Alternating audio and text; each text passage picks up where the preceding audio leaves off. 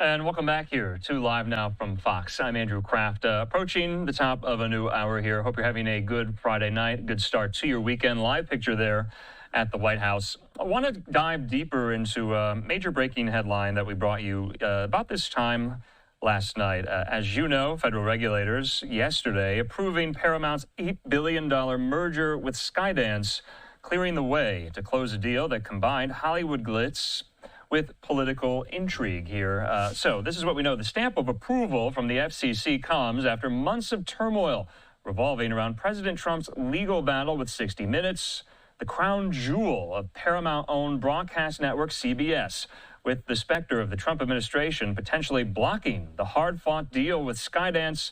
Paramount earlier this month agreed to pay a $16 million settlement with the president. Now, in a statement accompanying the deal's approval, FCC Chair Brendan Carr hailed the merger as an opportunity to bring more balance to CBS News. He says Americans no longer trust the legacy national news media to report fully, accurately, and fairly. He says it is time for a change here. So in the meantime, what we want to do is bring into the conversation here, there at the Washington Post, Jeremy Barr. He covers all things there in the media. He joins me. Jeremy, thanks for being with us here. Let's go back to the basics, the nuts and bolts of this.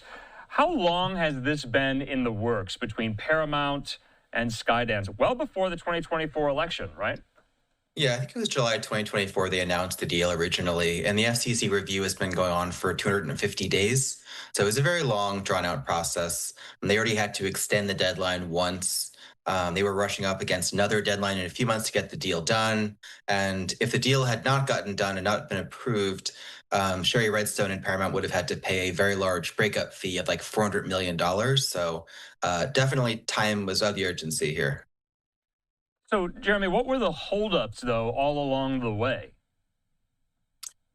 It's fascinating because it's really hard to know exactly, we don't really know what exactly Brendan Carr, who's the chairman of the FCC, and his media bureau, we don't really know what they asked CBS to commit to. We know what some of their priorities are, which is they were very opposed to companies having these diversity, equity, and inclusion programs. And also, so we saw earlier this week that Paramount agreed to not have any more DEI programs. And Paramount also agreed to create an ombudsman for CBS to deal with claims of bias in the future for 2 years. So those were two things that Paramount announced this week, but we just don't know exactly whether they're forced to do that really, or whether that was optional. But clearly they thought it gave them the best chance of getting the deal approved. So obviously it's been reported there was real concern amongst Sherry Redstone, others there at Paramount and at Skydance, the Ellisons there, that the Trump administration would not greenlight this, that they would block it, that they would not approve it. How real were those concerns in hindsight? I think that this was a fairly straightforward traditional deal. Okay. I think what affected this deal really was CBS and the Trump lawsuit against CBS last fall over the 60 Minutes interview with Kamala Harris. You had all these other things happening. And I think the lawsuit is really what made this deal complicated. And, we don't exactly know that it was a requirement for CBS to have settled the lawsuit with Trump to get the deal approved. No one would ever say that, certainly. But, you look at all the timing of these various things. Early this month, the lawsuit gets settled for $16 million. Last week, you saw Stephen Colbert's show get canceled, someone who's a big Trump critic. None of these things were stated as the reason why, the merger was approved. But I think, it's a traditional merger, but in this current climate, I would say everything is complicated, and particularly Brendan Carr, the chairman of the FCC, someone who very much wades into the media criticism game, goes on Fox News a lot, talks a lot about bias in the media. Someone who really is, I got to ask him a question yesterday at the FCC meeting, someone who's very media literate, very good on television, very good on Twitter, mixes it up. So somebody who, not a traditional FCC chairman, I think. Yeah, and this wasn't unanimous amongst the board members there at the FCC. It was a 2-to-1 vote. Obviously, sometimes it's split along partisan lines. That's just the makeup of that agency here. Carr saying this, though, in a statement, I'm going to read it in full. Americans no longer trust the legacy national news media to report fully, accurately, and fairly, saying it's time for a change. That is why I welcome Skydance's commitment to make significant changes at the once storied CBS broadcast network. In particular, Skydance has made written commitments to ensure that the new company's programming embodies a diversity of viewpoints from across the political and ideological spectrum. Skydance will also adopt measures that can root out the bias that has undermined trust in the national news media. These commitments, if implemented, would enable CBS to operate in the public interest and focus on fair, unbiased, and fact-based coverage. Doing so would begin the process of earning back Americans' trust. Today's decision also marks another step forward in the FCC's efforts to eliminate invidious forms of DEI discrimination and Skydance's commitment to enhancing local news and reporting coverage valued by the public will also inure to the benefit of the American people.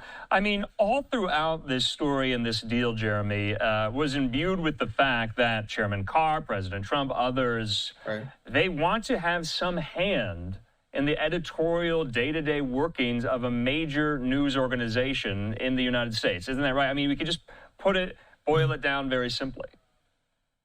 When there's a discussion, there's a debate about what it means for CBS to pledge to be neutral and unbiased, what it means for the FCC to want them to agree to that. The people that oppose the deal, including FCC Commissioner Ana Gomez, who's the only Democrat-appointed commissioner, she's been saying basically that the FCC is improperly getting involved in editorial decisions, that this deal was supposed to be approved or denied based on competition, locality, other like traditional aspects that they look at, that they're supposed to be looking at. They're not, in her opinion, they're not supposed to be looking at the kind of content that they do, and whether it's fully balanced. And obviously it's hard to say what exactly is fully balanced. CBS is a massive network. I don't know what's going to happen. I would imagine that you'll see probably a pretty similar product on the network. You might see more of a diversity of views, but I don't think that the terms of this merger, the agreements they made, they didn't agree to do it indefinitely. They didn't agree to have this ombudsman indefinitely. And I don't think they really have too much more control over it going forward. There's obviously license renewals and other FCC actions, and there could be more complaints about news distortion. But generally speaking, I think that they had to say the right things. They had to commit to create this ombudsman role. And we'll see what happens from here. Have you spoken with anyone inside CBS, staffers, employees? How do they view this? Do they see this as a capitulation for the Trump administration? I think many people were very unhappy, mostly with the settlement earlier this month, the lawsuit. This was a lawsuit that was, a pretty good case for CBS here. I mean, Trump sued CBS based on a Texas false advertising statute. And, this is I think that there was some upset that they chose to settle the lawsuit, and the timing of it, I think, looks tricky. But obviously, also these people work at a large company. They understand the pressures they're under. They also want to keep their jobs. And it's a balance, because you want your company to be functional, and CBS really needed this merger to be approved. I mean, there are going to be a lot of cuts, I'm sure, at the network. They've already said they're looking for $2 billion in cost savings. But the people I know who I've talked to at the network, they want to keep their jobs. They want to do good work. They were unhappy with the settlement. I think that they knew that once the settlement went into effect, I think we knew that the merger would more likely be approved. So I don't think people were too upset or too surprised by it, is what I would say. But the proof is in the pudding in terms of what happens from here. They want to know, are there going to be changes to the editorial strategy? Are there going to be new anchors, there will be new executives. Are they going to radically change the way they do things? I think that you'll have to, people have said, to wait and see what happens, wait to see what happens when 60 Minutes comes back this fall, to see if that looks like the same show that we've known. And we also just learned 60 Minutes does now have a new executive producer after the longtime EP, Bill Owens, was ousted there from the very historic show. But lastly, 30,000-foot view, Skydance, Paramount. Is this old media merging with new media? How do we describe it here as we go into the media landscape? What is it going to mean for the industry? It's hard to say. I mean, everybody's consolidating. I think it's a very difficult industry. I think Skydance and Paramount both felt they were not big enough to compete with Disney and Netflix and the other bigger competitors. So, I mean, they talked a lot about this being a way that they plan to find a lot of efficiencies. They plan to use Skydance's technology to improve CBS and the app and to modernize the company a bit. And they're combining a lot of assets. They're going to say that they're going to, get a lot of value out of CBS and Paramount's traditional intellectual property and movies, and it's going to be a blend of everything. But a lot of these deals are really about cost cutting, consolidation. For employees, it means that many of them will lose their jobs. I don't know if the consumer will see too much of a difference, but mostly it's about getting bigger to be able to compete with the giants. But also these are struggling businesses, and two struggling businesses combining with another struggling business, it doesn't necessarily always mean a successful outcome. All right. Jeremy Barr with the Washington Post. Jeremy, good to see you. Thanks so much for your time. Have a good weekend.